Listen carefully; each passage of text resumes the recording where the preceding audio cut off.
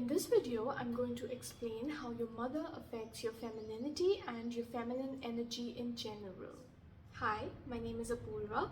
We discuss all things feminine energy on this channel, and we also discuss masculine energy sometimes because you can't really understand feminine energy in isolation. So if you are interested, then don't forget to subscribe to the channel and turn on the notifications so that you don't miss any of my upcoming videos. This is part 2.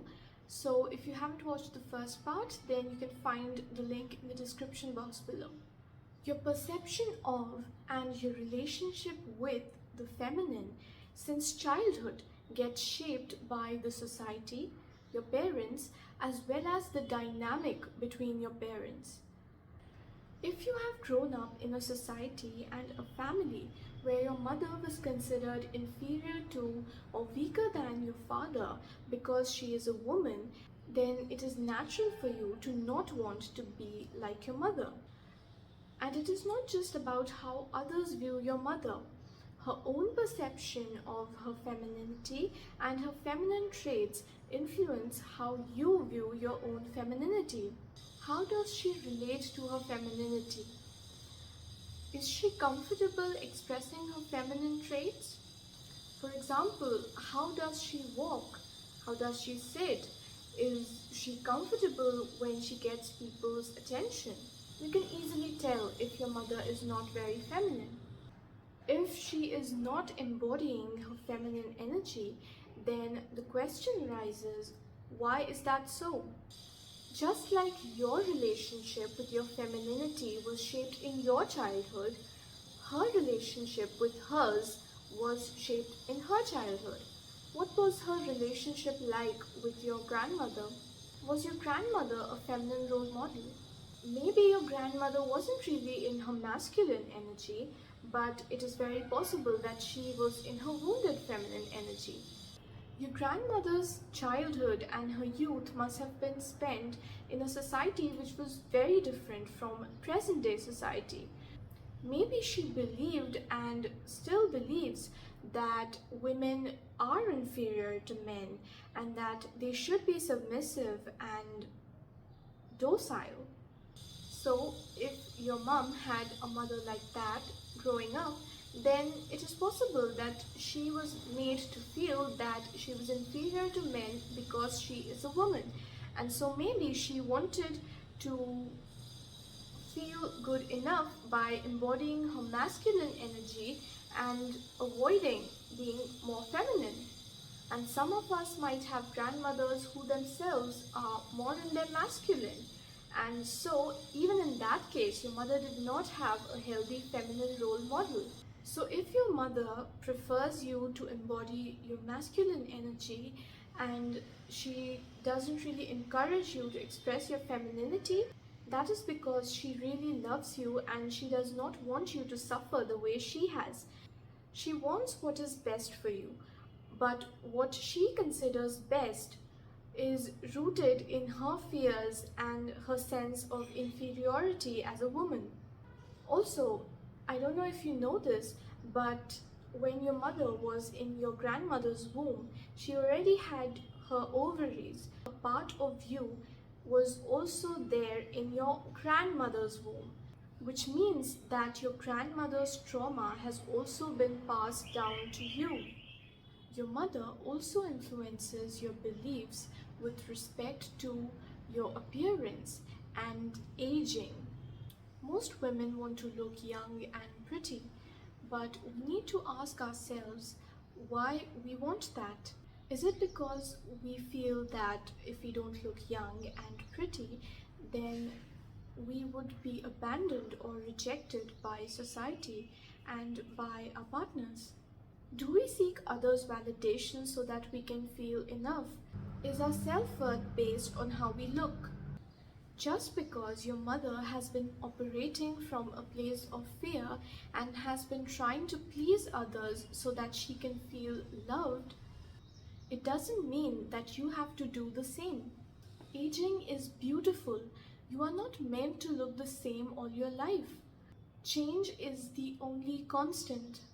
Now, your mother may or may not understand this, But if you understand it, and if your perception of your beauty changes for the better, then it is possible that you would positively influence her beliefs as well. Another way in which your mother influences your femininity is by influencing your beliefs about your menstrual cycle. Does your mother think that your menstrual cycle is an inconvenience? Does she think that it puts you at a disadvantage? Or does she think that it is something dirty or something that needs to be hidden away or ignored? What did she tell you when you got your first period? Our menstrual cycle represents our womanhood, it represents our fertility, it represents our creativity. It is an immensely powerful phenomenon that we experience every single month.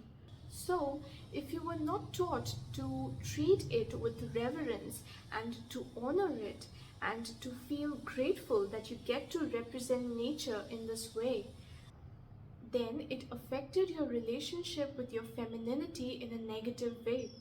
Another important aspect of the feminine is her relationship with her own sensuality. A truly feminine woman celebrates her sensuality. She enjoys it. You need to think about how your mother relates to her own sensuality. Is she comfortable with it? Does she feel free to express it? Or is she ashamed of it? Does she think that it is something dirty?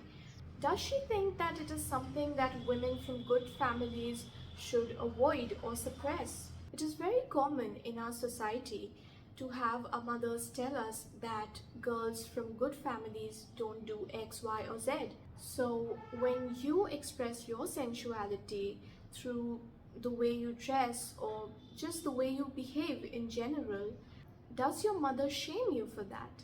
Have you ever had your character questioned by her? Remember that our sensuality is a blessing. Our souls have been blessed with our bodies so that we can experience this world through all our senses. Life is very short and you do not want to regret not having lived it fully. Another very important way in which your mother influences your womanhood is your relationship with motherhood.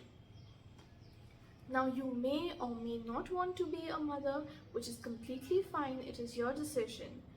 But even if you choose not to be a mother, you still have that maternal energy as part of your feminine nature. Your ideas about motherhood are shaped by how you viewed your mother when you were growing up. If you felt that your mother's life as a woman would have been much better if she had not been forced into motherhood, whether directly or indirectly, then it is possible that you developed a belief that motherhood is a burden. There is absolutely nothing wrong with not wanting to have children, or maybe wanting to have them only when you feel ready for them. But you need to ask yourself why you don't want to be a mother. Motherhood was not the reason why your mother did not have a good life. It is because it was not a choice for her. It was more like a burden, but it is a choice for you. Look, I'm not trying to convince you to choose motherhood. The thing is that our female bodies are designed to make babies. So, when you are energetically against the very idea of your body doing what it is designed to do, then it creates problems in your body. It creates problems in your menstrual cycle. It negatively affects your fertility. It is not like your fertility is something that you need only if you want to have children. Fertility indicates good health. So if you are a healthy person, then you would be fertile. So even if you don't want to have children, you do want to be fertile because you want to be healthy. And if you continuously hate the idea of motherhood, then it can mess up your menstrual cycle and your fertility. Whether or not you become a mother, as a woman you have maternal instincts. And if you try to suppress them, it can affect your health.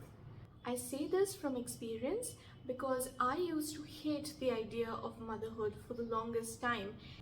I used to think that it ruins women's lives. And because I felt that I would never want to be a mother, I tried to suppress my maternal instincts.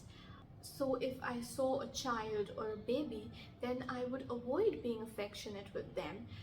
I suppressed that part of me because I didn't want it to weaken me. As women, we are naturally affectionate, loving creatures. So even if you choose not to become a mother, you must allow yourself to fully express your maternal energy, because if you suppress it, then it can affect your physical, mental, emotional, and spiritual health. Another very important thing that I want to talk about is your intuition. Remember that as women, our intuition is our superpower. If your mother is overly logical and she does not trust her instincts, then it means that she is not in touch with her intuition. And if she is not in touch with her intuition, you would not have had that role model to learn from. You might have gotten disconnected from your intuition when you were growing up. Maybe you did not even know that it is a thing. Remember that every woman is born with a deep feminine wisdom. She only needs to learn how to tap into it. Now, if you try to explain these things to your mother, she may not understand them. She may not even want to understand them because she might get triggered because of her fears. She might feel challenged. This might happen because she is at a different level of consciousness than you. She wants what is best for you, but her idea of what is best is based on her fears and her own negative experiences. The world has changed drastically with the internet and social media. Our parents did not have these things when they were growing up. We have been exposed to the rest of the world. It has influenced our ideas, beliefs, and opinions. But our parents' views have not changed.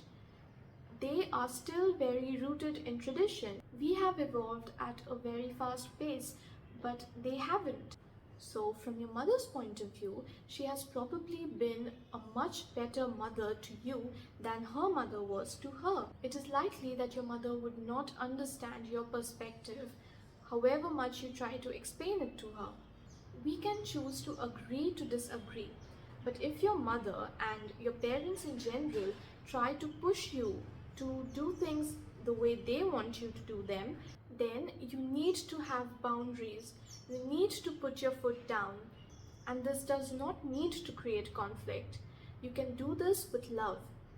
But if the situation is really bad and you feel that you cannot live your life your own way, if your mother and your parents in general are in close proximity to you, then you can choose to love them from a distance instead of harboring bitterness. You need to learn to live on your own terms and have your own opinions, whether or not your mother approves of them. Stop seeking her validation. If you want it, then you won't be able to be the truest expression of yourself. Having a mother who loves you so much that she wants the very best for you is a huge blessing. No matter how flawed her idea of what is best is. If you feel angry and bitter towards your mother because of the way she's been treating you, remember that she is not doing that to harm you or to hurt you.